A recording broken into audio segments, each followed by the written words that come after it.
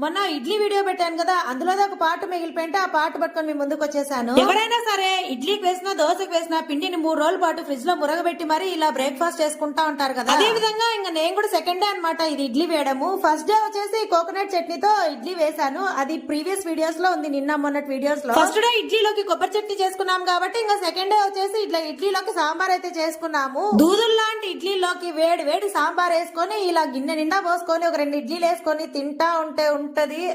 Restaurants లో, hotels లో, refreshments లలో ఇట్లా టిఫిన్ అడిగితే ఇడ్లీ సాంబార్ అంటే ఇంక ఇదే ప్రొసీజర్ ఇస్తారు కాబట్టి మనం ఎందుకు తగ్గాలి అన్నట్టు నేను కూడా ఇదే విధంగా ఇంట్లో చేశాను. టేస్ట్ అయితే అదిరిపోయింది, సేమ్ రెస్టారెంట్ లో లాగే అనిపించింది అబ్బా టేస్ట్. పిండిని ఫ్రిడ్జ్ లో పెట్టినప్పుడల్లా నాకైతే ఒకటి అనిపిస్తుంది, ఈ ఫ్రిడ్జ్ ని ఎవరు కనిపెట్టినారో ఏమో గానీ మహాన్ భావుడికి దండేసి దండం పెట్టాలనిపిస్తుంది అబ్బా. ఈ ఫ్రిడ్జ్ ఉండడం వల్ల బ్రతికి బయటపడుతున్నారు అనుకోండి అందరూ.